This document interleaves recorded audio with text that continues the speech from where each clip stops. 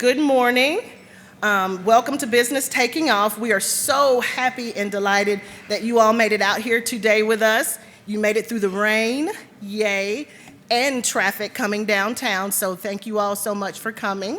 Business Taking Off is an opportunity for businesses to learn about contract opportunities for the upcoming year at BNA and its sister airport, John C. Toon. We deeply value this opportunity as we heavily rely on partnerships with businesses like you to help us to continue to grow and flourish while we work to provide a world-class airport for a world-class city. On your table, you should have a handy-dandy placemat, and on that placemat, it should give you a map of all the networking booths that'll be outside, as well as an agenda for today. And then you should see a QR code. So you don't have to feverishly write and take all these notes because the presentation will be live and available for you right after our presentations are done this morning. So you can go to that QR code and it'll bring down our presentation for today. Throughout today, you will also hear us talk about a wonderful event that we've got coming up, and that's our BNA 5K on the runway, which will take place on Saturday, May 20th. This event invites runners and walkers to compete in a 5K race on one of our runways while benefiting local community organizations. This year's race will benefit the Gary Sinise Foundation, the Boys and Girls Club of Middle Tennessee, and Make-A-Wish Middle Tennessee. We'd like to encourage you all to attend this event and consider sponsorship opportunities we offer which will support our community. That information, if you flip it over one more time, those opportunities are there, 5K run on the runway, also on your placemat. Can't tell us that we're not effective and efficient. We use all spaces here, all of them. We have a great event in store for you today, and we appreciate you all taking the time to join us. So with that, please help me welcome our Executive Vice President and Chief Operating Officer, Robert Ramsey, who will provide an update on the exciting things happening at BNA and John C. Toon. Thank you, Davida.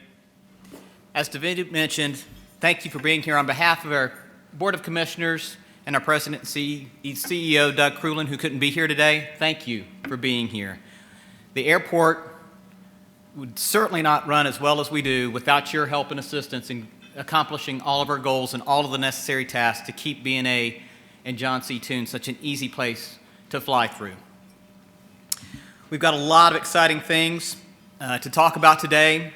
And by the end of the year, we'll have completed the first $1.5 billion of our BNA Vision program. And we'll be moving into the next phase called New Horizon. And you'll hear more about that today. All that's designed to accommodate the explosive growth that we're seeing here in the Middle Tennessee area. You may have noticed in the last couple of weeks, due to the construction going around the airport and upcoming road work, we moved the cell lot. Sorry, anybody ever use those lots? Yeah. So we've moved it. It's at, and as part of that move, we moved it and increased the size. It was about 100 spaces. It's 250 spaces off 1415 Murfreesboro Pike. Please don't be a stranger. It's a great lot. Use that lot. Don't circle around the road. That's not a good thing. Another piece of advice. Please help us get the word out. When grandma calls from the airplane that they touched down, they just touched down. They're not going to be at the curb to pick up. If they don't have any bags, it's 15 minutes. If they've got bags and it's a good day, it's 30 minutes, the best they can get there. Don't be in a rush. Take your time. If you use Murfreesboro Pike, you got plenty of time to get over there. Don't be in a hurry. Life's too short. With that, we'll cover some of the slides, get back to script as Davida had pointed out. Our Board of Commissioners. The Metro Nashville Airport Authority is oversaw by a 7-member Board of Commissioners. We were established in 1970. Those members, you may recognize several of those members are Chair Stevenson, Vice Chair Jimmy Granberry, Secretary Andrew Byrd, Bobby Joslin, Bill Freeman, Nancy Sullivan, and Dr. Glenda Glover. So they are all very well-respected civic leaders and business leaders in the national community, and they give the oversight to the airport staff and their CEO. One of the things to stress that we were established as an airport authority that kind of separated us from Metro. We get zero money from the Metro Nashville government. Our annual operating income comes from a variety of sources: the airline fees, concessions, and parking. But again, we get no local tax dollars from Metro. Items we have to take to the board include any annual operating budgets, capital projects, or any projects contracts over $500,000 or longer than an 8-year term. And they help provide the oversight, again, for our 2 airports, both Nashville International and John C. Toon on the west side of town. Part of the Airport Authority, as part of a study in 2019 from the state of Tennessee, did an evaluation of all of the impacts of the airports in the state of Tennessee. We have 78 airports across the state. Of those 78 airports, $20 billion of economic impact in 2019. In B&A and John C. Toon, we generated $10 billion of that $20 billion on passenger traffic. We have, of that money that was generated, of that $20 billion, it creates $1 billion in tax revenue. About $740 million to the state and $382 million in local taxes. So it helps get back, helps create lots of jobs. Of those jobs, supports more than 76,000 jobs in the region. And Nashville's share of those taxes, including the federal taxes, about $445 million in Nashville, the 2 Nashville airports alone. And you can see the economic impact on the slide. As we started at 10, and by 2032, we expect to generate a $15 billion economic impact to the community every year. Passenger growth. Noticed, enjoyed the commute. Anytime you're driving in and around Nashville, the city's growing. Middle Tennessee's growing. One of the challenges, airport planning factors, generally a 2 or 3% growth rate is what you plan for. So we said, okay, we should plan. In 2013, we did projections. We said, okay, by 2023, we think we'll have 15 million passengers at B&A. You know, we started the vision. Corrigan came on board. Said, you should update your forecast. You're growing faster than anticipated. By 2023, we think you'll be at 16. Like, okay. Then we did a master plan update in 2020. Thought we'd have 18 million. Well, it turns out in 2023, we had 21 million. So all of them are wrong. But even with the most recent one, 3 years old, we exceeded it by 3 million passengers. It's just a testament to the growth in this area. We do expect that we'll have 22 million passengers this year. It makes Nashville the 27th largest airport in the country. We are the #1 fastest recovering airport in the country. So we're outpacing all those forecasts. And I'll point out that 2020 forecast in 2018 that we exceeded by 3 million passengers, between that time frame, there was a pandemic. So we exceeded that by 3 million passengers, including the pandemic, for impacts of the pandemic. So the first 8 months of 23, we're growing at a rate of 20% over the previous years. So the passenger growth has been fantastic in the Middle Tennessee area. So one of the things at B&A, with that growth to the 27th largest airport, we went from being a medium hub airport. There's 3 classifications of airports: small, medium, and large. So we had been the 32nd largest airport before the pandemic, and today we're the 27th largest. So we moved from the medium category to the large hub category. So we enjoy great airline service with about 18 different airlines. The average, just for comparison, the average medium hub airport has about 40 nonstop flights. The average large hub airport has about 135 nonstop flights on a daily basis. And B&A has 96. So we're at the bottom end, just got into the club for the large hub airports, but we are quickly gaining ground and have significantly outpaced the medium hub airport's nonstop destination bases. So what are we going to do to keep up with all this great growth? Let's talk about John C. Toon, or General Aviation or Reliever Airport. So, on the top picture of the slide, there's a lot of hangars on that south apron. There's 6 T-hangar buildings and 1 private hangar that do not have a number on those buildings. That's because they were still standing by 10 o'clock on March 3rd of 2020. Those were the only 7 buildings on that apron after the tornado. So we've been a little bit busy at John C. Toon. Thank you to our designers and our contractors, Messer and their partners, helping us get all that built at John C. Toon and getting it rebuilt in such a timely fashion. We have about just under a $40 million investment on the south side, 100 hangars, 28 tie-down positions, new apron. On the north side, on the bottom portion of the picture there on the left side, from left to right, we've got a new air traffic control tower that was opened in 2021. We've got parcel development underway, construction's underway with 10 parcels for private development that we're working on a ramp and roadway and utilities currently. And then the state hangar, we completed that in 2019. So those portions are all underway, and again, that's about another $40 million of work at John C. Toon. So lots of opportunities and investments to help keep the airports growing. At B&A, you may have noticed there's a little bit of construction going on out there. The areas in blue are all complete. So we did the work on both sides. We've got the front half of the lobby opened up in the center section for the B&A Vision. The last half will open in September 25th of this year. We'll also have in July, anybody come out in the parking garages aren't big enough? Right, we got 5,000 spaces. Back before we started this, we had 2,400. So in July, or actually late April of this year, we're going to open up another 1,800 spaces in the garages, with more to come by the end of July.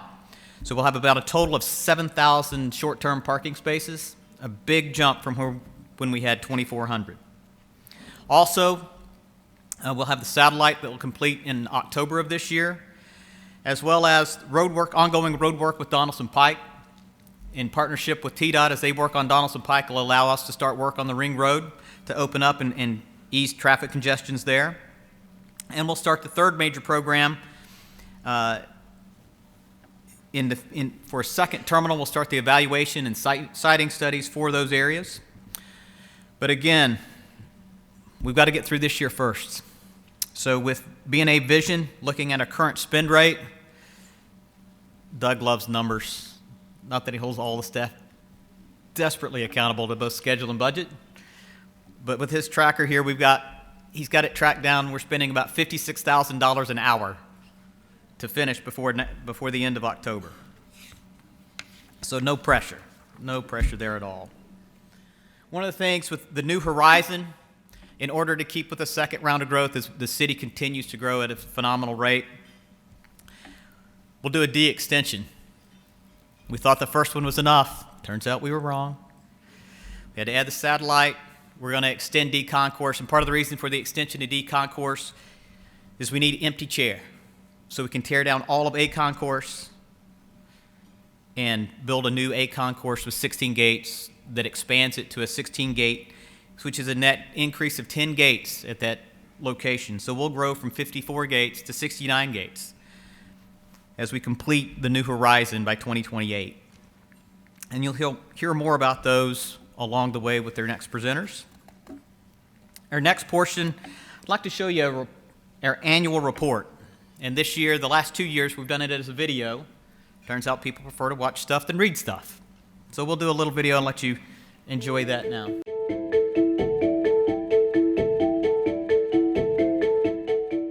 I'm excited to report that it's been a milestone year at the Nashville International Airport. In FY22, we celebrated B&A's 85th anniversary, broke ground on our airport hotel, and we opened up 40 new food, beverage, and retail concepts that reflect the essence and flavor of Nashville. Without a doubt, the airport is a vital gateway to Middle Tennessee And this year, we served more than 18.4 million passengers, which is 7% higher than our previous record in year 2019. None of our achievements would be possible without the leadership and involvement of our 7-member Board of Commissioners. Our commissioners are committed to helping B&A and John C. Toon fly higher than ever before. Our employees are at the core of both of our airports. Every day we are committed to providing an outstanding customer experience. B&A is on track to meet the increasing travel demands of our state.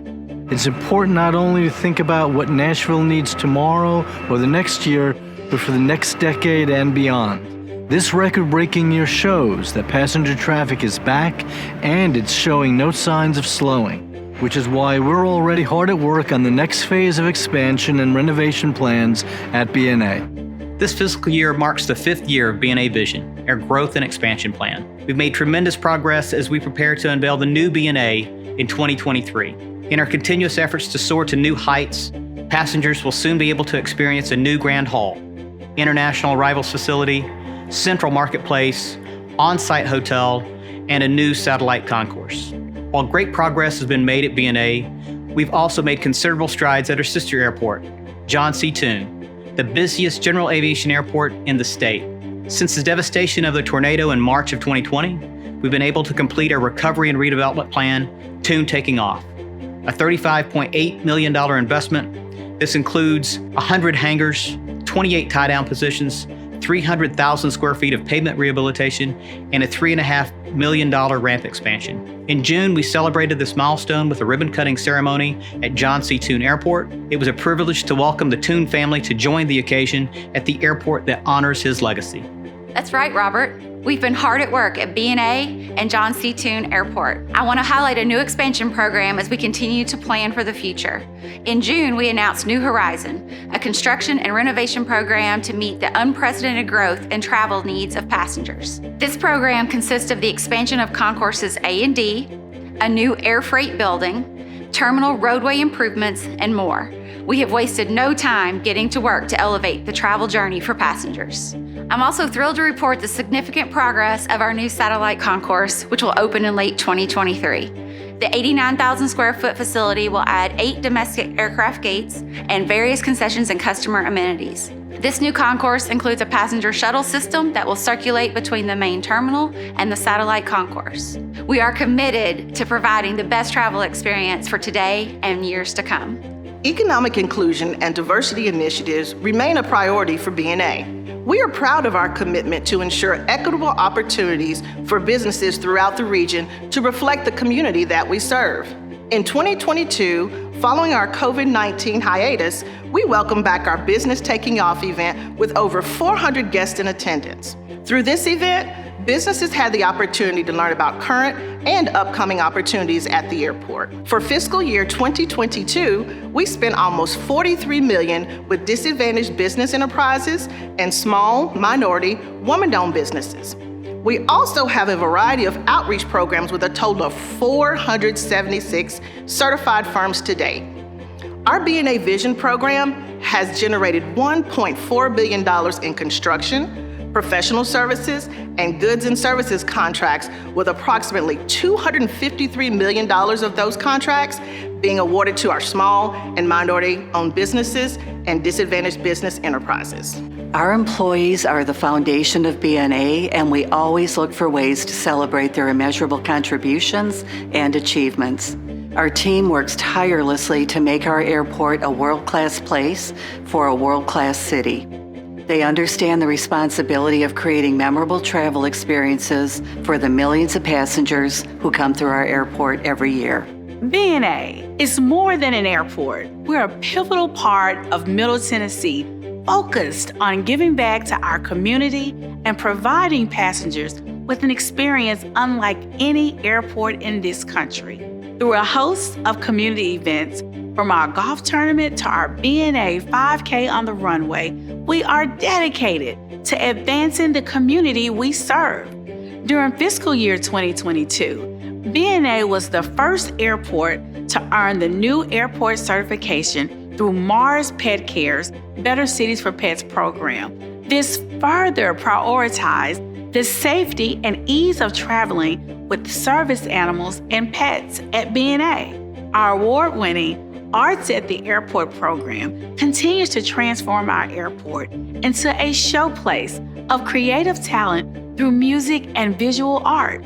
It is our goal to present the very best first and last impression of our great city. While the COVID-19 pandemic recovery presented lots of uncertainty, here at BNA, we've come back stronger than ever. As the #1 recovery airport in the country, fiscal year 22 resulted in a record-breaking 9.2 million enplanements, a 79% increase from the previous year with 5.2 million enplanements.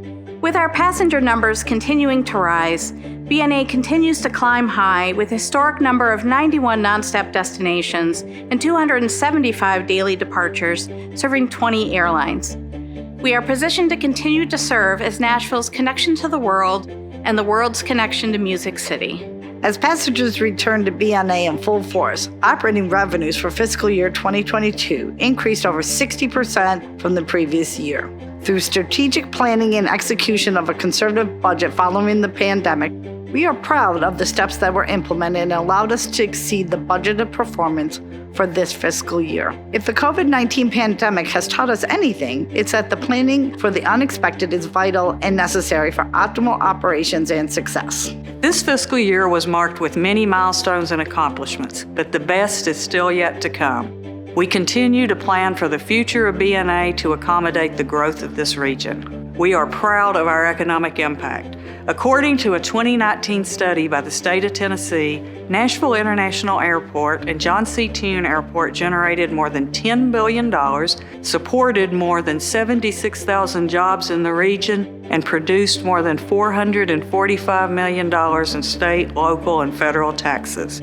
Remember, our airports receive no local tax dollars. With the support of civic leadership and business and community partners in Middle Tennessee, we are poised for a bold and bright future. I would like to express my gratitude to our staff and volunteers for their hard work and dedication. I'm proud of you and I'm proud of the work we've accomplished this year, but we have much more in store for the future as we look for a new horizon.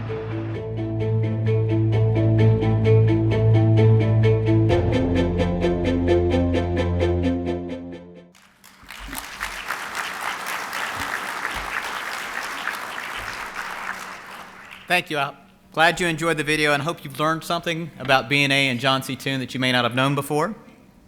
Before we move on, I wanted to take a moment to highlight a special group of companies that they are all graduates of our SMWBE program.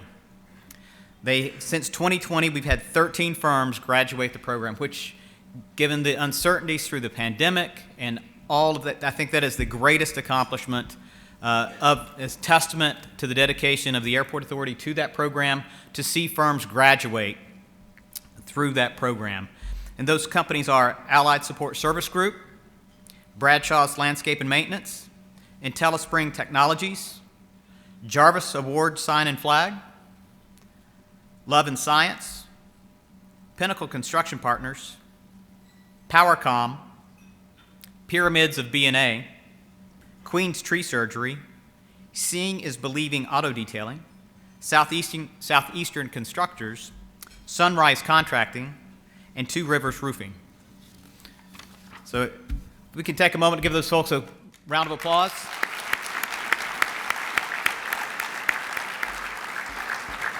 It is truly a great accomplishment, and we're so proud of each of those firms for graduating and doing so well and continuing to grow their business. With that, I will get off the stage and turn it over to Michael Glazer, our Assistant Director of Airport Operations. I'm the Assistant Director for Landside and Terminal Operations. I want to take a moment to give a briefing on what Airport Operations has been up to at BNA Airport. Airside Operations and Landside Terminal Ops are two out of the three main core groups that work in airport operations. Airside Ops has been getting ready for that extra traffic with the ramp shuttle busing operation, as well as airfield painting and cleaning. With more flights comes the need to clean the runway more often and do striping more often in coordination with airport maintenance. Landside and terminal operations, they have been gearing up for passenger assistance. More passengers means that we need to up our game in terms of making sure that staff is available for wayfinding in the terminal building and on the curbs. As well as our valet operation remains very popular, and so the parking and valet operation is well underway as well. This room is our Airport Communications Center. That's our third work group for airport operations. Also in ops, we are providing assistance for international flights. We just completed that project in terms of getting business on board to help with wayfinding when they enter the country, mainly from Mexico and London. That's helped with queue management, making sure their documents are in order, as well as making sure they can find their baggage in an efficient way. Again, valet operations has become very popular, and we are staffed up with customer service representatives in partnership with our contracts and business partners there, as well as we have the car wash and detailing option available. Landside shuttle and parking operations has been expanded. As Robert explained, the satellite concourse will have buses that run from C concourse to the satellite concourse, so we needed to expand that contract and include some airside shuttles. And lastly, our CCTV maintenance provider was selected so that we can keep video coverage of the terminal building and surrounding campus at BNA, as well as John C. Toon, available.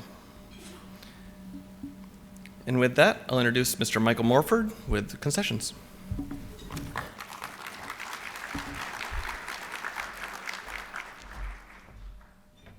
So welcome everybody. The great news is if you had to miss it this morning because of this early event, you still get Mike and Mike in the morning. So that's wonderful. So I'm absolutely thrilled to be with all of you today, to welcome new friends and to see so many familiar faces and to really celebrate, all the growth that the airport has experienced. And it's truly amazing to see the transformations that have happened. And I want to start out with a question. So every experience at BNA and every experience at the airport is important, it's meaningful. And I do have some biases of my own, but when you think about the part of the airport experience that you may remember the most, that you may take away the most, a lot of times what you see in your mind's eye is concessions. And that's really what concessions is all about. It's all about being an ambassador to the region. It's all about being the face of the airport and the face of all of the partners that we have that bring amazing experiences to the airport. So to be concessions at BNA is to be the best of the best. And is doing things better than you would ever do on the street because you are representing to the whole world, not just to the community, but you are really showing the world what Nashville's all about. So what does that mission look like? So as you can see, our mission is to provide a world-class airport concessions program that aligns with vision, aligns with all of this great growth, but it exemplifies Nashville. When you walk into the terminal, you need to be breathing, feeling, hearing that Nashville vibe. And that's really what this transformation's been all about. Exceed expectations, drive revenue, operational excellence, and support a balanced diversity of small, local, and minority. And for all of those who have gone through our terminals recently, you can see that. You can see that mission has really come to life. So kind of a quick high level, tying into all of that passenger growth, tying into all of the amazing new terminal spaces and capital projects going on. Where are we at with concessions? So as you can see, last year we exceeded over 137.9 million in gross receipts, far exceeding anything previously. But what's real interesting is that with all that passenger growth, we have also seen a per passenger spend that has increased exponentially. At the end of last year, we were at, the $10, $11 range, and we're at $13.75 and growing. Last month was even higher than that. So you can tell that the passengers and the community are really resonating with what the concessions program represents, and engaging emotionally with that program, and the results show that. Currently, we have a total of 69 active locations. That's more than double what we had last year, so a huge amount of growth in our number of locations, with 24 locations already awarded, remaining to be built, and some new opportunities coming, which I'll show to all of you shortly. And those locations include A, B, C, and D, the new Grand Hall, pre-security locations, as well as the new satellite concourse. So I'm not going to go real deep into this map, but I just want to give everyone kind of a vision of what our program looks like. And you can see all the great brands there, our total 69 locations, 17 more that are coming in the new Grand Hall lobby area. So it's really been an amazing journey to work with concessions and everyone who's a part of concessions, and see the program really transform and grow as the airport has transformed and grown. Here is a quick snapshot of what's coming to that new satellite concourse that Robert was showcasing from a concessions standpoint. So some really great opportunities and brands coming out there to continue being an ambassador to the airport. So, what everyone's been waiting for. What do we have when it comes to opportunities? So first of all, today, from a vendor, supplier, service provider standpoint, there are opportunities in concessions every single day to bring new products to concessions, to provide service, to help make everything work with all of the growth that concessions is experiencing. But what's tomorrow look like? So tomorrow, for all of you who are out there who are design construction, there's a lot of great opportunities.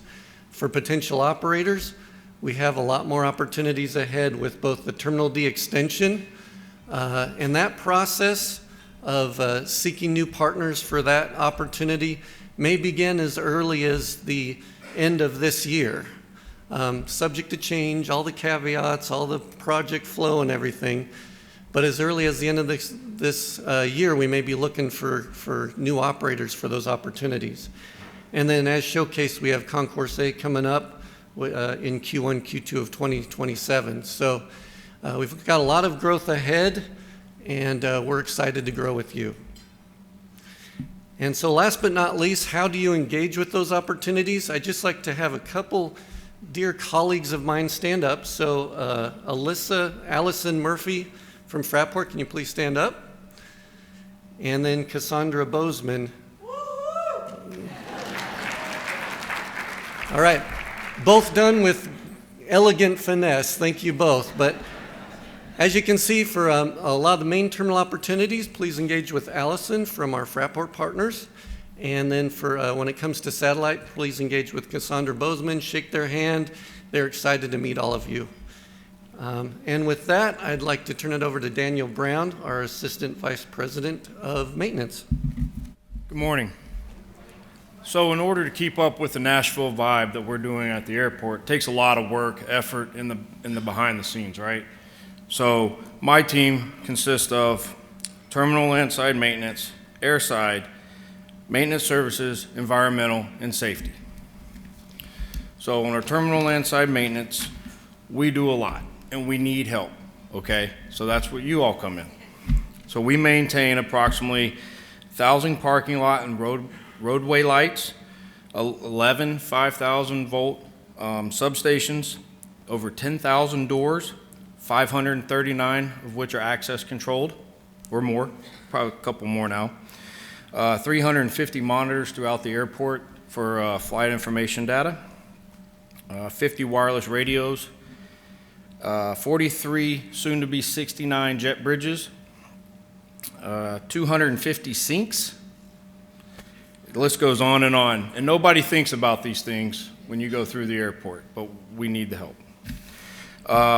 So with giving you a couple more numbers before I go to my next slide, we're responsible for 1,217,000 square feet of terminal space, along with approximately 529,000 square feet of our outlying buildings, space in our outlying buildings. And our teams are there 24 hours a day, 7 days a week, keep the terminal going 24 hours a day. And that's just the building side. This is our airfield side. So that contains ground maintenance, mobile equipment, airfield electricians, and maintenance electronics. And those teams are responsible for approximately 22 million square feet of active AOA area, 13,000 acres of mowing, and again, they're there 24/7 to take care of any of the issues.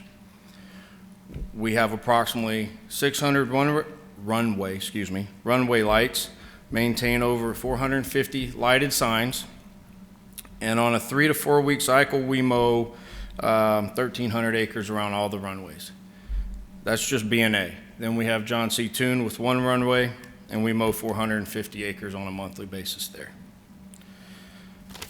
Next slide. So on our terminal landside maintenance services, where you come into play, and my next team that will be briefing, we work hand in hand with them to make this all happen, our procurement team. So at the end of 2023, we're going to have over 70-ish escalators and elevators we're going to need help with. We house over $20 million in contracts annually, and that number's growing every month. And we are continuously looking for partnerships to increase preventative maintenance and stay ahead of failures. And then my last teams. I have my environmental and safety teams. And they are continuously growing and looking for vendors like you to help us supply material, equipment to keep our lagoons up and running and operating safely, as well as systems and safety products for all of maintenance, to include John C. Toon as well. And then some of the future opportunities that we have at B&A for maintenance is our carpet contract, our water quality unit servicing, building supplies program, fire alarm systems, trash removal, to name a few. So with that, I'd like to introduce Jessica Burton with procurement. Good morning. So a break in the show before Jessica gets started and talks to you about procurement. Got something exciting for you all. So if you could please stand up.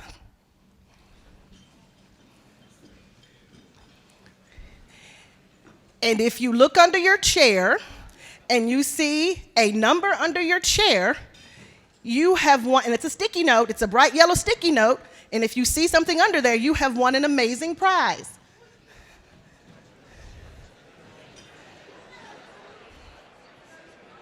Any winners yet? Anybody? Any winners? Nobody yet? Psych, y'all let me get y'all again this year. Oh my God, this is amazing. I did it again. Oh, this is just awesome. I got you all again. I just figured you all needed kind of a break, needed to stretch your arms, your legs. You had such an amazing breakfast, and prizes always gets everybody up. So you all did an amazing job. I got you all again. Thank you, thank you, thank you, thank you. I'll be here all day, all day, all day. Now that we've had an opportunity to stretch our legs, I do encourage each of you to stop by the procurement table where there are really prizes. Okay, each of you please come see us. So, welcome again. I am representing the procurement department, and we are so happy to see each one of you our vendor partners. Your partnership is truly valued, and part of my role is to make sure that you leave today understanding the 3 keys to successful business opportunities with MNAA. Those include knowing where to find the opportunity. You can't come to the party if you don't know where the invite is. The second part is knowing where to submit your bid. That's part of our giveaway today, is don't be late to that submission. Finally, make sure you're registered. You need to be in our system so that we can pay you once we get a contract established.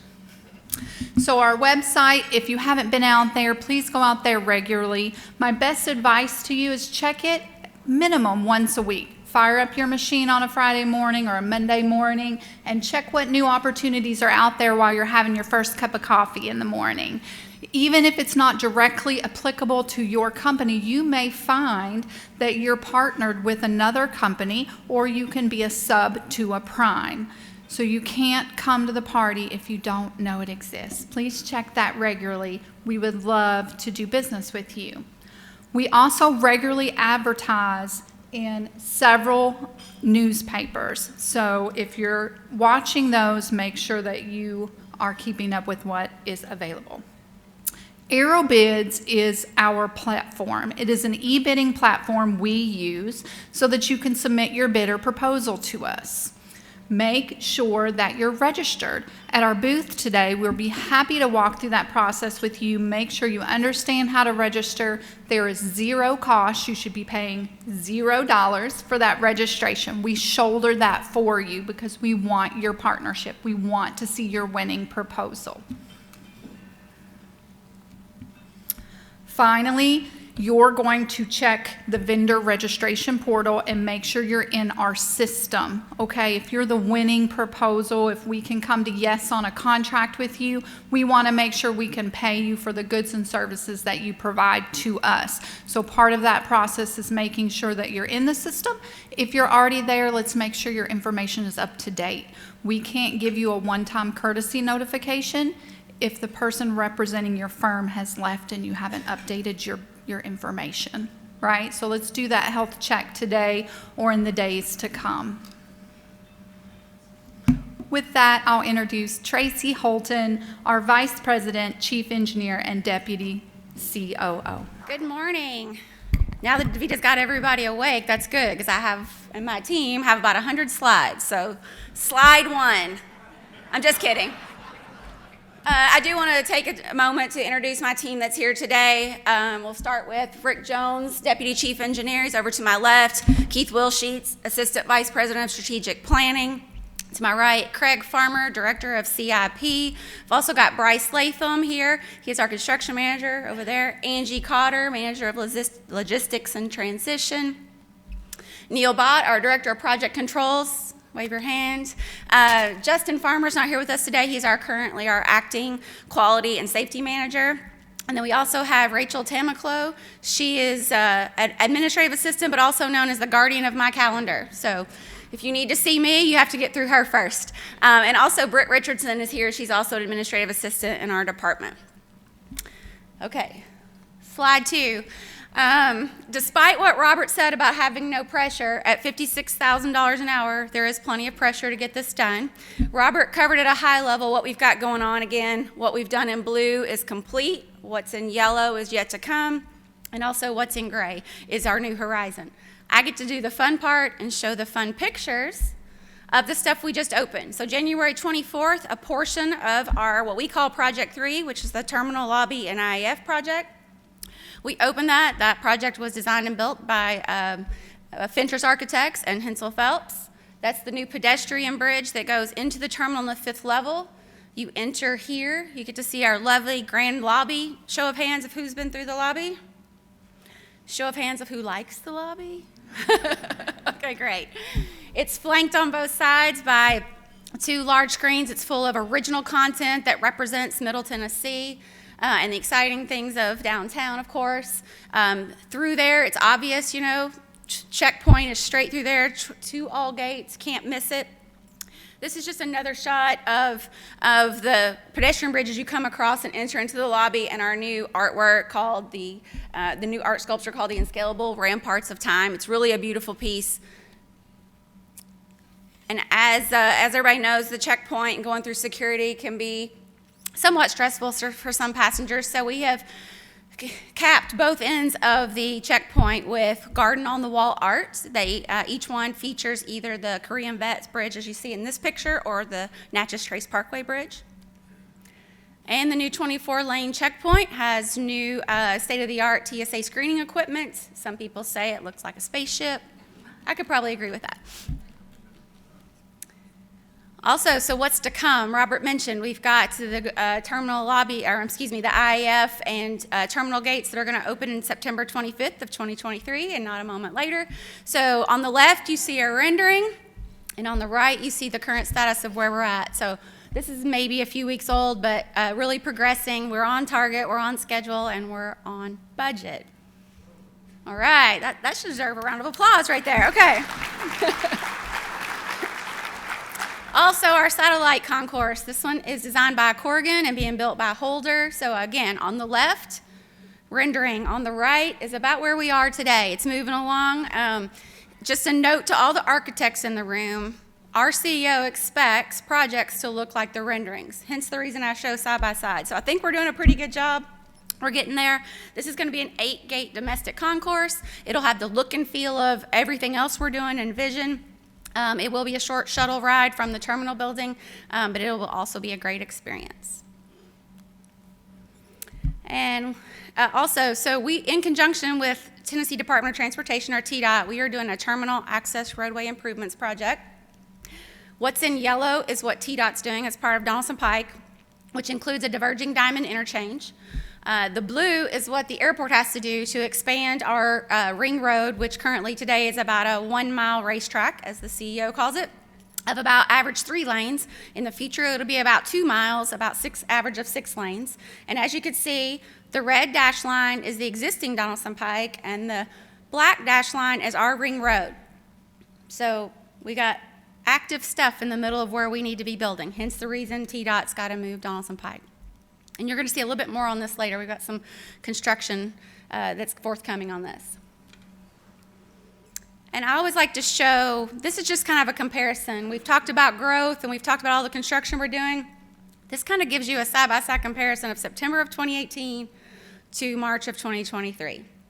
The old parking garage was still in place in 2018. We've demolished it, we've built it back. Garage B, which Robert mentioned, is about to open. That is the one you see as kind of a gap right there in the middle of the bottom left picture. But lots of progress, kind of cool to see the comparison.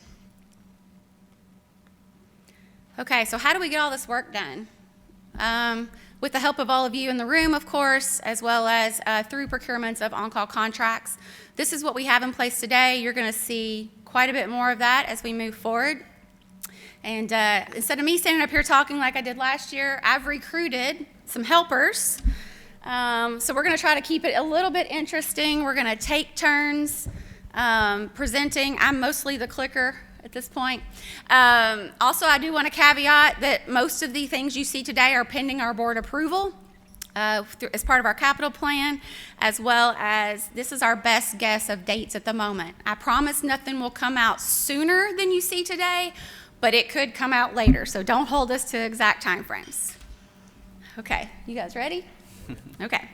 Up first, so Executive Program Management Services. This will be about a 6-year procurement contract for strategic level planning, program management, and project management, primarily for our planning and capital improvements projects. Again, 6 years. We anticipate that this didn't get updated. I apologize. Today's the last day of March. It is not advertising today. So it will come out next month, though. It is in the, hitting soon. Okay. Okay, staff augmentation. We show you a little snippet of our engineering org chart. What's important to note here is that we have about 45 people in our department. 30 of those people are staff aug employees. So staff augmentation is extremely important for us to be able to deliver the projects and the program that we're currently working on today. So with that, our current staff aug contracts are ending end of this year. So in May, we will be issuing new staff aug contracts. These will be multi-year contracts as well. So hopefully we can get some interest here. Good morning. So the next project are the B and C concourse upgrades. Once we completed Concourse D, it had a distinct and unique look that we really enjoyed, and so it was our intent to upgrade the B and C concourse to look like Concourse D and have a more uniform look to the airport. The RFP date on this is April 23rd, and the construction cost is approximately $6 million. Okay, on-call engineering services. So in an effort to be more responsive and deliver our projects on a quicker pace, we will be issuing on-call engineering and architecture services. This one in particular is for engineering. This is a engineering-led team that we show kind of a list of anticipated projects: de-icing, stormwater permitting, mitigation studies, intrusion detection, taxi lanes on the apron, and runway improvements as well. This is really for the upcoming year CIP, but this will be a multiple year contract as well. So future projects will be added to this. This is not an all-inclusive list. Many of the projects that we will work on will also be individual procurement. So this one will be important though for us to be responsive and reactive to trying to meet schedule. So this comes out in April. So our upcoming FAA-funded, partially FAA-funded construction project is the intersection of Bravo Kilo. It has been beat up over the years, and we have even more traffic now and heavier traffic than we've had ever before, and this is one of our busiest intersections. And so we are currently under design, plan on bidding it in May of 2023 with a construction cost of about $10.5 million. So as we continue to grow as an airport, one of our most important needs is to get some additional long-haul international service. And specifically, we really want service to Asia. To do that, we need to extend our runway 2 left. And the first thing in that process is to get an environmental analysis. We need to do an environmental impact statement, which is what an EIS is. We need help in doing that. The way that this works is that the airport authority procures the consultant team. We shortlist the consultants for the FAA. The FAA makes the final selection. We pay for it. They manage it. We need help with that. So we expect in May of this year to go out with the procurement for that. Okay, on-call architectural services. I mentioned the engineering-led team a moment ago. This will be the architectural-led team. All the same parameters. Potential projects for this coming year is this consolidated service facility build-out, snow equipment canopy, curbside check-in counters, and other miscellaneous projects. Again, this one will go out in June of this year. And so we recently completed a runway safety and taxiway safety area study to help us identify places where we might not have some deficiencies. Phase 1 of that will be coming this year. We'll design it and hopefully have bids open in August. Approximately $10 million construction cost to try and bring our runway and taxiway safety areas up to compliance. So our airfield PCI study, Pavement Condition Index, is something that we do, very important study to make sure that all of our pavement, our runways, taxiways, apron are all in good working order. We do this every 3 years. We need a consultant to come in and help us with that, put together a plan, prioritize what is most important that we focus on, figure out costs for it, and basically put a plan together for us, a 5-year plan, so that we can stay on top of the pavement condition at BNA. We're coming out with an RFQ for that in July of this year. So speaking of the PCI, the Pavement Condition Index, as I just mentioned, has been mentioned many times, the runways are getting used more, the taxiways, heavier aircraft, more aircraft, and it's causing more damage. And the PCI study helps us identify areas such as this, Taxiway Bravo 5 reconstruction. It's part of our overall annual pavement maintenance project plan. This one will probably bid in June and cost about $750,000, but these are the sort of projects that we identify through the PCI study. Okay, on-call field and laboratory testing services. For each construction job that we work on, we have an owner's level of testing that we have to do for concrete, asphalt, soils, other things. So this contract will support that effort. It will not go out until January of 24, as we've got current contracts in place until then. Okay, our Consolidated Services Facility, also known as the Maintenance Building off of Hanger Lane. It's one of our most important buildings. It has a switchgear that is well past its useful life. It can no longer get pieces and parts for it. What we're going to need to do is replace the entire switchgear. So as we are already behind on that, we're hoping to get bids on that in July, about $300,000. So we are growing incredibly fast, as Robert laid out at the beginning of this event. There's going to be a point when our current terminal complex reaches its capacity, and surprisingly, somewhat to us, it's going to happen sooner than we had originally thought it was a couple of years ago.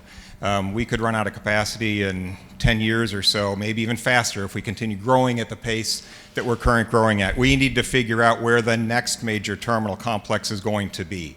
So we need a consultant to help us with that. They're going to do a Terminal 2 siting study. Our master plan that we're currently working under ended with these two graphics to show that our master plan consultant thought that there was two primary locations that the next terminal complex could be located in.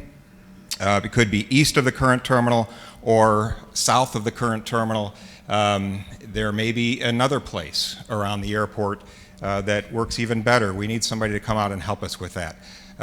This will be a supplement to the current terminal complex. It's not going to replace it. We will always use the current terminal complex, but it's going to need to be connected via a people mover, maybe a bus. We don't know. We need your help in figuring that out. We expect the RFQ for that to go out sometime in the next 3 to 4 weeks. The West Side Cargo Apron, it is concrete slabs. It has been in use for quite some time and is in constant need of upgrading and cargo slab replacement. What you see here is an overall plan that we developed to improve the apron over many, many years. We currently have design plans for phases 6 and 7. We plan on putting out the construction bids in August of 23 at about actually $2.5 million, since we'll hopefully be doing slab 6 and 7 at the same time. Construction costs then about $2.5 million, double what's shown there. Okay, this is the Concourse A reconstruction. Robert mentioned this earlier in his opening. This will be a new 16-gate concourse replacing the current A concourse. So all to the design standards that we've implemented with B&A Vision. This one would be similar. Project would also include enabling and or relocating of all the tenants that are within Concourse A as well. So RFQ anticipated to go out May of this year for design. RFP for a construction manager at risk would go out in June of 24. Okay, so similar to what I just said, once we complete sections 6 and 7, that is really the extent of the current designs that we have. So we will be going out for an RFQ for a single consultant to make plans to complete what you see here, sections 8 through 16. Depending on funding, they'll all be funding based, but it could be up to a 9-year concrete slab replacement plan that we would be designing for. RFQ will go out probably January of next year. So we have a system in place today to keep the bad guys and the bad vehicles out of our runway and taxiway system. You can see in these red lines right here that it forms a perimeter around our apron area at the entrance to the taxiways and taxi lanes that lead to our airfield system. This was built in the early 2000s. We need to replace that. So we're looking for somebody to help us out in replacing both the infrared technology as well as all the communications systems for this. We expect that the bid to be out October 2023, and it'll be about a $1.5 million project. Next, I'm sure everyone's familiar with the Conrack facility we have adjacent to the terminal building. The underside of it, the beams that you see, if you're ever in there, they are really just, they're in good repair, but they just need new painting and maybe some touch-up. So we're going to bid that out in September. It'll probably cost about $400,000 to complete painting the underside of the Conrack canopy. Okay, Terry Phase 2. This is that Tracy mentioned earlier, talked a little bit about Terry, Terminal Area Roadway Improvement Project. It is a three-phase project. Phase 1 is currently under construction. This is Phase 2, which the scope of this is primarily a service road on the south side, as well as about removal of 750,000 cubic yards of rock excavation for when TDOT hands us over a portion of the old Donaldson Pike. So this bids very soon. It bids in June. Construction costs anticipated to be around $15 million. Okay, everyone still with us? I know, it's a lot of slides. So the next project, on the departure and arrivals level of the terminal building, there are trench drains currently. Much as I've been saying over and over, they're getting beat up. There's a lot of extra traffic, a lot more traffic than even we expected, as we've told you before. So these trench drains, they're going to need to be replaced and repaired where necessary. Bid date will probably be in September, about $650,000 to replace all of the trench drains on arrival and departure level. So Robert, in his discussion this morning, had mentioned that at John C. Toone, we have a series of corporate hangars up on the northeast side, and you can see that diagram here. We need to build, on behalf of the Metropolitan Nashville Police Department, a hangar for them. And this is about a 0.84 acre site, and we need to build a 10,000 square foot hangar, including also a large parking area for cars and trucks. So we expect a bid to come out on that in December of this year, and the total construction cost about $12 million. Next is our ARFF building, renovation and expansion.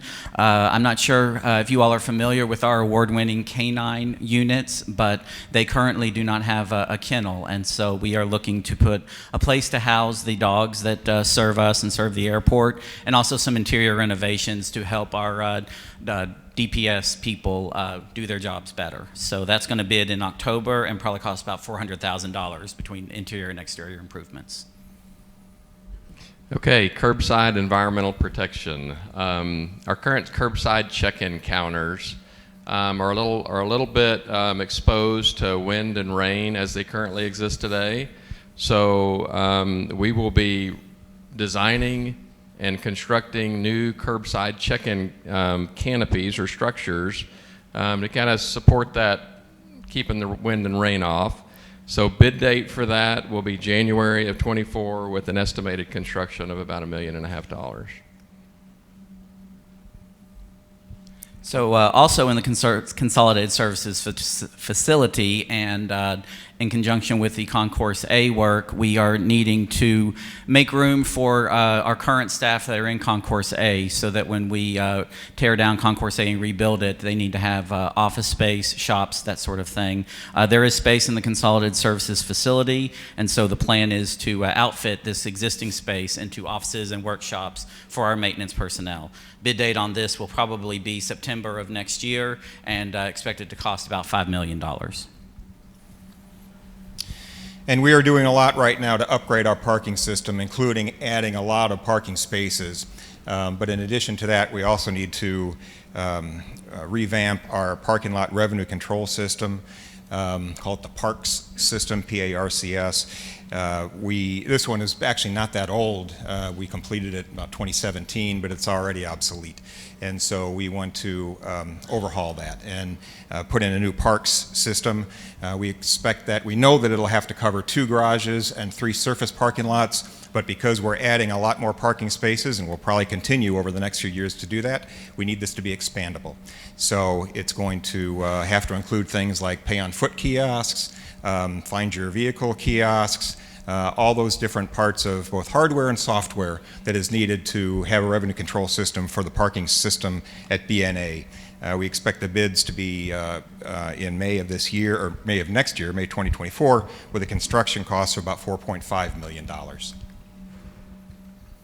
Okay. Also, off Hanger Lane, near the Consolidated Services Facility building, is our mobile equipment building. I'm sure, as Daniel mentioned, and as you all can imagine, we have a lot of equipment that we can't just leave sitting out to the elements. So this project is intended to build a covered space for parking these canopies, about 14 canopy units, covered units, places to store the vehicles. Bid date will be in April of 24, not this year, April of 24, with about $1 million construction cost. And good news, you know we're getting near the end when we're on the John C. Toon projects. John C. Toon Airport, very, very important to us, as important as the B&A Airport. Just a few projects we have upcoming there, some drainage clean out on the southwest side of the airport. There's no such thing as a small project, but this one they'll probably bid in October, about $80,000. Also looking to rehabilitate Toon Airport Drive that goes there along the outside eastern edge of Toon Airport. Just looking for some minor rehabilitation, most likely. March of 24, $200,000. And finally, I believe, the International Plaza, known as the Gold Building. You all probably know, I'm fairly new to Nashville, that the airport, MNAA, owns the International Plaza, and we are therefore responsible for its upkeep. This is an upcoming project to make significant and many improvements, interior improvements, infrastructure improvements. Probably going to bid in February of 24, about $1.1 million of infrastructure improvements. And that was slide 100. I'm just kidding. Okay, so we're all done. I'm going to turn it over to James Harper, the District Director of Supplier Diversity for Hensel Phelps. All right. Good morning, everybody. This is a good-looking crowd. So a pleasure to be a part of this space this morning, representing Hensel Phelps. So I'm going to briefly talk about the Concourse D Extension Project. It was already touched on a little bit on a slide from Robert, and then I'll get into the small business requirements on the project. So there are two phases to the Concourse D Extension job. There is an enabling phase that's currently ongoing right now. So we need to renovate the multipurpose building and relocate some tenants in there, and then we need to knock down the air freight building to make way for the actual extension. And then the extension will be 5 new gates, relocating another, the passenger boarding bridges associated with that, and of course the structure and everything else that comes along with it. All right, so the S&WB requirements. You can say this out loud with me if you'd like. The MBE requirement is 6.9%. The WBE is 6.77%, and SBE is 4.28%. Those are the requirements on the job. We also committed to 15 local hires on the project as well. So Hensel Phelps will lead the way with that, but we're relying on our trade partners to help us meet those local hires as well. So here are the opportunities on the job. This, what you see on the screen right now, this is currently out on the street, as we say. From today, you've got about 5 weeks before bids are due, but there are lots of opportunities here. I won't read through them all, I'll let you look at it. As Davida mentioned, this will be available immediately after the program. But if you'd like, we do have some printouts. They always say I'm the one chopping down trees. So I've got a bunch of printouts at my booth right out the door here. So if you'd like to see these, I have them tangible for you. We also will have an outreach event on Monday, April the 17th, so we can talk through this a little bit more with the intentions of trying to make sure we have that small business participation for this package. So at that event, we're going to make sure, hey, we make some connections between some of the folks that are in the room that I've seen here today with some of the larger businesses. And just to briefly insert in some other members of the team from Hensel Phelps. I think they're all in the same corner over there, so if they can stand. I've got Joanna Yates, who's the operations manager for Hensel Phelps on the project. We've got Rob Meyer, who's the project manager. Looks like he might have stepped to the bathroom. Jason Getz is our senior estimator. We also have Andrew Hepler here today, one of our managers and business development persons. And then Roxanne Bethune, where did you go? She's way back in the corner. So we'll all be available to talk to about some of these scopes as soon as this is over. So these are the upcoming opportunities. These are the finishes. So again, I won't read through this, but you can see these scopes on the screen. We have a lot of opportunities on this job.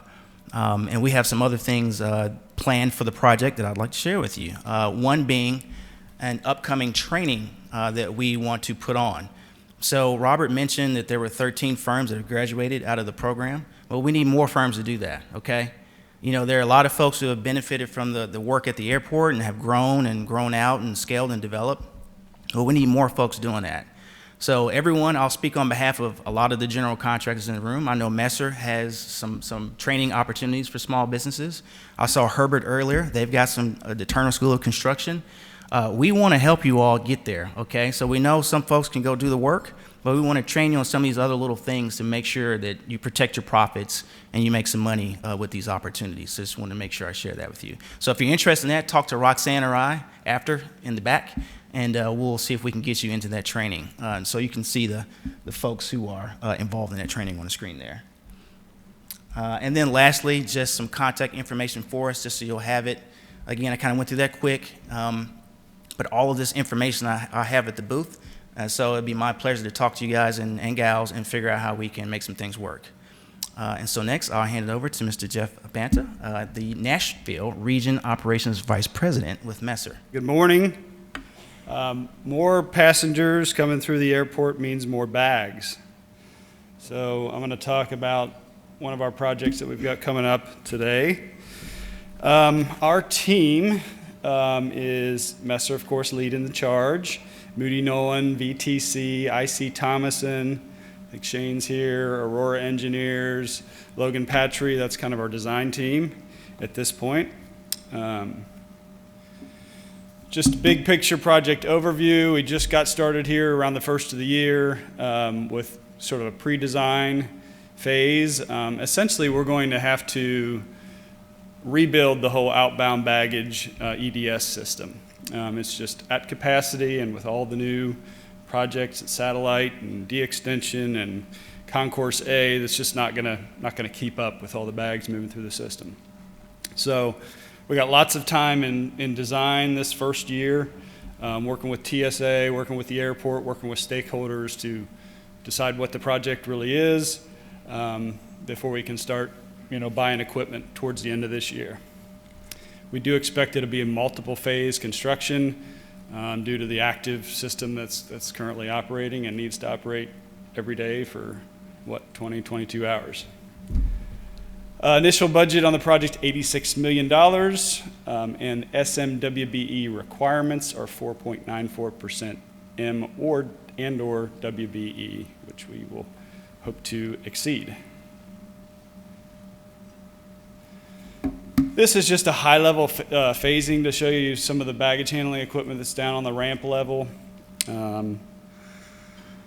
Basically going to be replacing all of the EDS machines. Those are the explosion detection system machines. Lots of conveyors to connect to those new machines, which may be in different places than they are today. Lots of relocation of mechanical and electrical equipment that's in place there to make pathways for the new conveyors.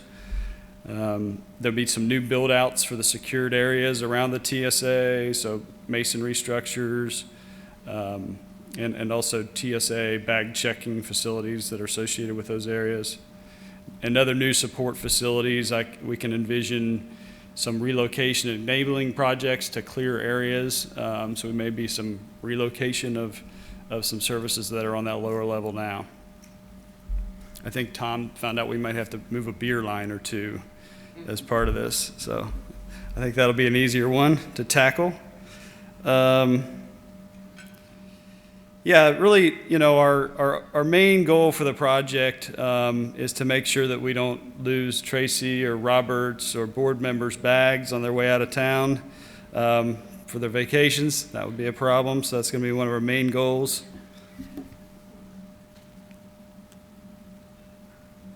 Okay, so this is pretty far into the future, and may change somewhat, but wanted to give you an idea kind of what our bid packages look like. We're going to go out towards the end of this year, calendar year, to buy the baggage handling equipment. A lot of that's long lead time. We need that person on board as we finalize design as well. We may be looking at some long lead equipment in that time frame too. Electrical comes to mind, some things like that. And then we'll follow up as design gets more complete in 2024, first part of 2024, for electrical, low voltage, mechanical, fire protection, doors and hardware, masonry, finishes in general, bag portering, There's probably going to be some other things that we haven't listed there, but kind of an industrial set of scopes down there, but there's the finishes and cleaning and things like that that go on every construction project. Let's see, next steps. We're going to be at the booth outside. I've got, I think I've got Tom, I know is here, and Sonia Walton. Stand up, Tom and Sonia. There they are. So they'll be over at our booth afterwards. Tom's really leading the project for us. Sonia is our diversity vice president, who really helps us set the stage and plan well for inclusion on projects. Neil Flatting will be the site leader. He's off working on his current project, trying to get it done. And look out for outreach sessions as the bid packages approach. We'll put out, stuff on social media and through the airport so that you know where to come and get connected for opportunities for this project. And I think that's all I have. Toya, you're up next. Good morning, everyone. I bring you greetings on behalf of the Human Resources Department. And I hope that you've enjoyed hearing about the wonderful contract and opportunities to grow your business. But selfishly, as an HR leader, I have to tell you, I realize that you may have contacts and associates who are not affiliated with your businesses that will be looking for employment and career opportunities. Enter your friendly Human Resources Director, Toya Walker. So I want to share this with you today. We do have a booth outside that we'll be hosting in partnership with the Department of Public Safety. One of the positions that we have an honor to hire for are our airport police officers. And with the tremendous growth of our airport, we are hiring for that position along with some of the other ones that you see on the board today. So I've had a long-standing HR motto, kind of talent motto, and it's that good people know good people, right? So if you have associates or you think of people that may be looking for opportunities to start their career at all levels, we definitely want you to keep us in mind. And I would like to introduce my colleague, Director of Business Diversity Development, Carmen Bailey. I come bearing great news. I am the last presenter, so we are almost to the end. I'd like to introduce the team for business diversity. We have Miss Davita Taylor, who you all know because she was the mistress of ceremonies. I'm not sure where she is right now. We also have Kevin Cannell, who is our certification manager. She's back there in the back. We have Mr. Kevin Crampton, who was just promoted to compliance manager. Okay, he's back over there. And we have Mr. Azad Saheed, who is back there in the back, and he's the compliance specialist. We will all be at our booth outside, so please come visit us at the end of this. And as Toya had mentioned, it was on that slide. We are looking to hire 2 new compliance specialists. So if you know anyone that has any experience in compliance, please send them our way because we are looking for 2. So, and basically, I'll just say all of the things that my colleagues have shared thus far, basically all of their work becomes my work and the business diversity team's work. So we are always involved in some shape, form, or fashion, pretty much with everything that everyone has already shared, whether that's from an outreach perspective, so we host outreach events. We also try to make sure that the SMWBEs know what opportunities are coming up. We also certify firms, so as Robert and some others have mentioned, firms graduating from the program, we are also looking for new firms to be entered into the program. So if you think you qualify as a small minority or woman-owned business, please come see us because we want you to get certified. The more certified firms we have, the higher the goals can be on the project, so that's always good. And we also do goal setting. So most of the projects, we actually set a diversity goal, and it may be an MBE goal, which is Minority Business Enterprise, or a WBE goal, which is a Women Business Enterprise. So we do set goals on most of our projects. And then we also provide compliance, which means that we visit the project, we make sure that the firms are being paid promptly, that there are no issues on the project, and that the primes are meeting their diversity goals. So those are the main things that we do from a compliance standpoint. And then also we provide technical assistance, which means that we try and make sure that all of our firms are ready and ready to participate on any of our contracts. So with that, we actually do have an opportunity coming up for the Airport Concessions Disadvantaged Business Enterprise Program. Michael Morford had mentioned earlier the concessions, so if you're interested in becoming a concessionaire at the airport, we will be hosting an ACDBE Institute in May. So if you are interested in food and beverage, retail, any of the concessions, please come see us at that booth outside after this so we can tell you more about that program, which will be starting in May, because we want you to be ready when those new opportunities come up for the ACDBE program, okay? And with that, I would like to bring up Ms. Davita Taylor and Robert Ramsey, and we're going to do the awards ceremony. Thank you. So here comes the time in the program where we want to make sure that we are celebrating all the wonderful things that have happened with the business opportunities that have been provided to our small, minority, and women-owned businesses, enterprises. And so with that, we give out an award for our large business who is an advocate for our small businesses. We also give out an award for Small Business of the Year, as well as an internal SMWB advocate. And so we will start with the large business. And the words that individuals put on their responses and when they were nominating folks, these were the words that kept coming out: opportunity and partnership. So every time this firm was nominated, those kinds of words came up, which is ideally what you want for a larger contractor to be giving to those individuals, to those small businesses. Opportunities, but most importantly, partnerships. And so with that, because I don't want to keep you up here all day, the large business of the year is JSM. So will a representative from JSM please come forward? Thank you all.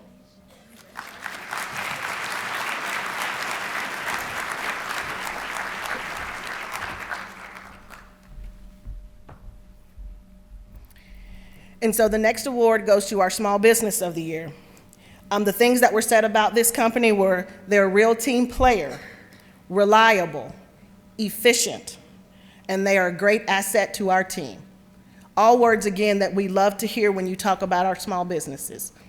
Team, asset. So think about your small businesses as an asset to your team. So the winner of the Small Business Award is DF&H.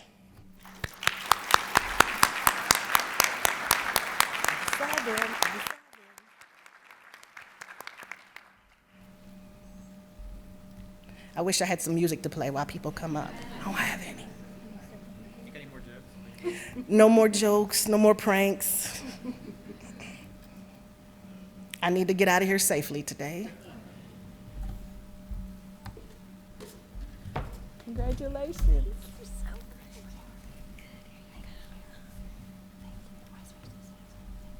If you like. Totally up to you. Sorry. I just want to say thank you guys.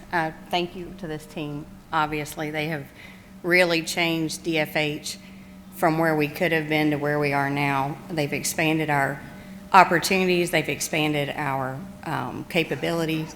They've given us opportunities not only here, but because we work here and people know that we can do this, they're giving us opportunities outside of M&AA, and that is amazing. And it has made, it has made not only us a better team player here, but it has really expanded down to our newest hires, giving them the opportunities they would not have had. So we really appreciate that. This is amazing. Thank you so much.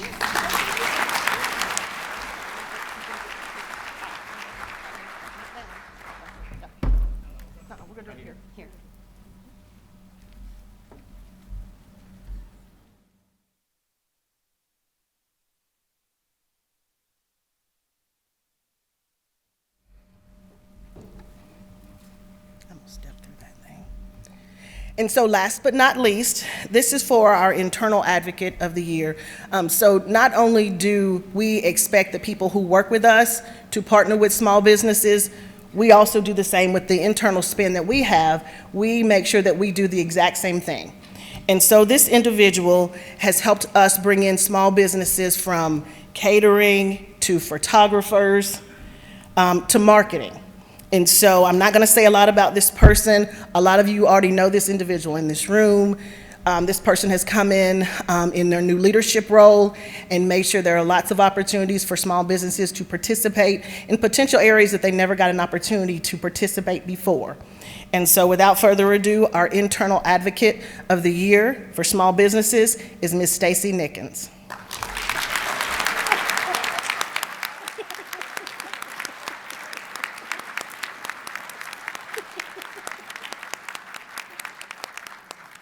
See, she had no clue. We keep real good secrets. She had no clue. No clue. And I'm a crybaby. Oh, thank you. Oh, thank you so much. And she didn't want to take a picture with any of us. Did y'all see that? She's got there by herself. She wants to thank no one but herself. No one but herself. I am so shocked. I work so close with this team, but I'm so thankful, and I really enjoy all the partnerships that we have. I enjoy, all the opportunities that they present, but I really want to cry, but I'm really thankful for this award from everyone, and have a good day.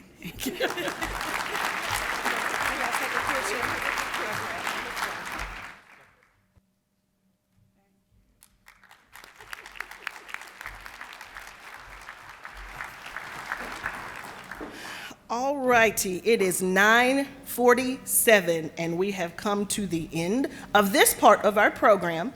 So I'm going to ask one small favor. I know I probably don't get to, but I'm going to ask it anyways. If you all could hold tight here just for a few minutes and let the people who have booths outside go ahead and make their way to their booths. We want to give them an opportunity to get situated at their booths, because they want to be there to be ready for you all, to answer all your questions. And as they are going that direction, just want to make one more announcement. So next year in 2024, summer of 2024, the airport will be hosting what's called the Airport Minority Advisory Council's annual conference here in Nashville, and it's fondly called AMAC. And so what we are asking is that you all will hear more information about this. And so what we're looking for from you all is being a part of our local planning committee, as well as sponsorship opportunities. It's an opportunity for all of our airport professionals from all across the country to come here to Nashville. And so we're looking forward to hosting. We're also hosting AAAE as well next year. And so we're doing a lot of hosting in 2024. So we're going to come back to all of you and say, hey, come and join us, help us plan, help us sponsor, help us sponsor, help us plan, help us sponsor. And so, again, if you didn't hear me say sponsor and plan, sponsor and plan, we want to make Nashville look good and everybody to not forget, oh, I had the best conference in Nashville, because that is dollars for this city and this community. So we want to make sure that everybody participates and talks and says wonderful things about Nashville and that they want to come back, because those things are economic injections for us, and so we want them to come back. But we can't do it without you all, so please know when we send you emails, don't put them in the delete, the trash, the junk mail. Don't send them there. Just respond. So I think I may have given everybody enough time, I think. Yep. So at this point, we're now going to start our networking opportunities, and you all are dismissed. And thank you all so much for coming, and safe travels.